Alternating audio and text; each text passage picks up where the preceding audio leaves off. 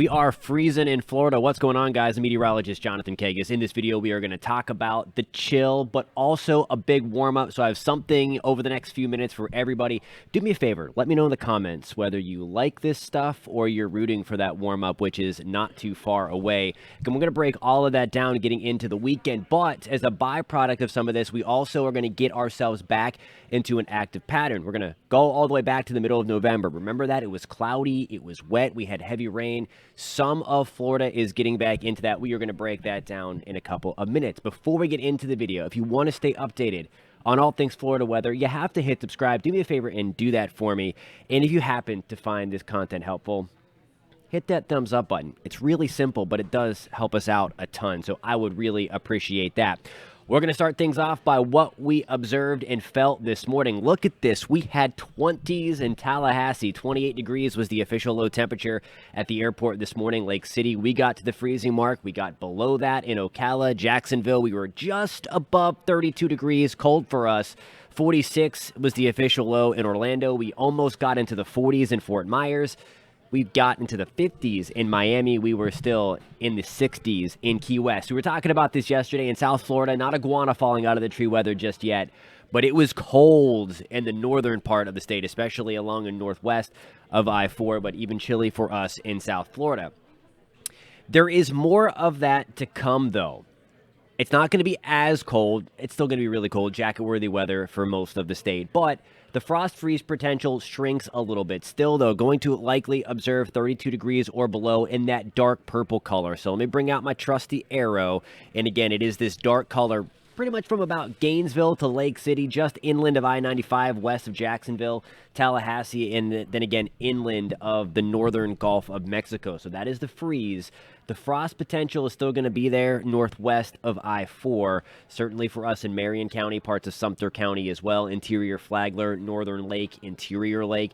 That is what we're going to be looking for, some patchy frost to wake up to on Thursday morning. So if you covered your plants last night, keep them covered again tonight because, again, a lot of them will not survive, especially if they are on the sensitive side. So, again, another frost and freeze coming on the pipeline tonight, although it should be a couple of degrees warmer. It's still going to be cold. It is all relative. But Thursday kind of starts our transition out of the chill, and then wait till you see what's coming our way Friday and into the weekend. So here we go, Thursday morning. This is tomorrow morning. This is going to be November 30th.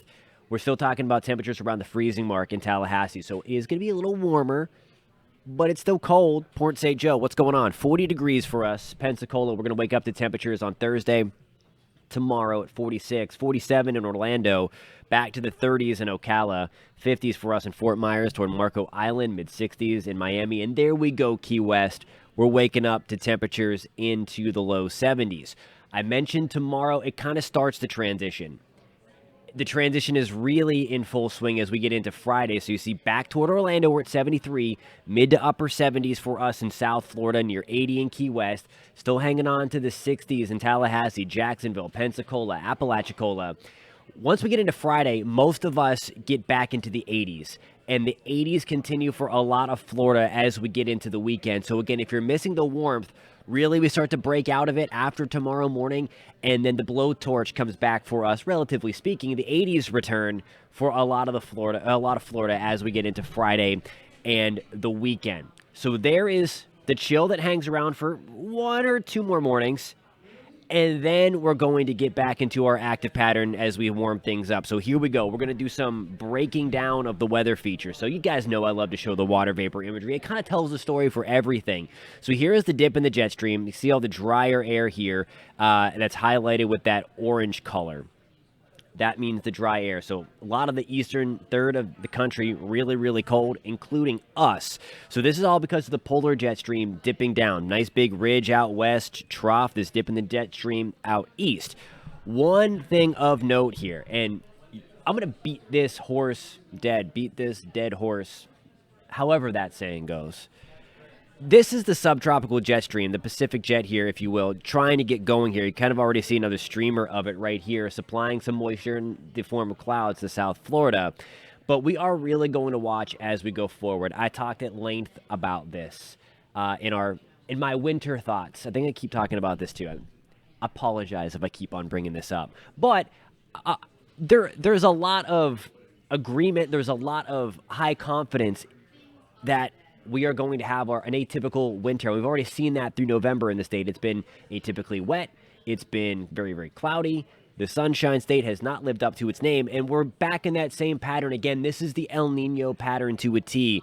Strong subtropical jet, kind of bringing Pacific moisture and eventually Gulf moisture to Florida. So that gets going again tomorrow for our friends in Texas, where you saw those clear skies here. There's a nice big chunk of high pressure sitting on top of Florida as we get into tomorrow. So there's 5 o'clock Thursday evening. We are still nice and dry.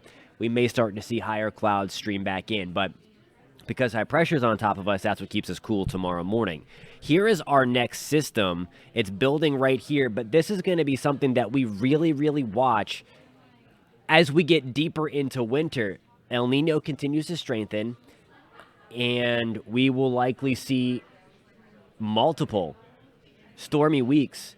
And eventually, as we get into the December and really January, February timeframe, we could end up seeing severe weather as a result of these. We're not looking at anything severe from this, but some heavier rain coming to parts of Florida. So this guy here kind of rolls back up into the northeast. So we have our big area of low pressure. Let me find my L right here. So we're going to draw this out. Let me get rid of this H. We're kind of doing like real-time map analysis here, as we call it. So the warm front would be right here in that little notch, and then the cold front will extend right there. So let me back this map up a little bit. Delete my surface map here, what I have. If the computer is going to respond, I think it's a little frozen this morning, just like a lot of Florida was. There we go. It's backed up a little bit. Let me delete these. But along that front, at this time, it gets out here by Saturday, we have another system sliding on through. So that moisture being supplied by that subtropical jet rolls right on over that front. That front acts like a highway and then brings us some extra rain coming through. So here's the deal from today, which is not going to be anything for Florida, through the weekend. So really, as we get into Friday, into Saturday, look at all the rain coming in our direction. Now, again, this is a very split forecast. So if you happen to be tuning in from Miami, hope you're doing well. Same for Key West, Fort Myers. Let me know where you're tuning in from if you're still with me through the state of Florida. Or elsewhere. Welcome if you're watching outside of the great state of Florida. But here we go. Look at where all the rain is going to focus, right along the North Gulf Coast, and then from a Florida perspective, Big Bend towards Jacksonville, and then especially the Panhandle, Destin to Pensacola. We could end up getting several inches of rain from late Thursday, really into Friday and through the weekend. So this is the taste. And I'll keep on going back to that week in November that we were really like locked in the clouds all week. We hardly saw the sunshine for 6, 7, 8 days, and we had that really heavy rain through part of the state.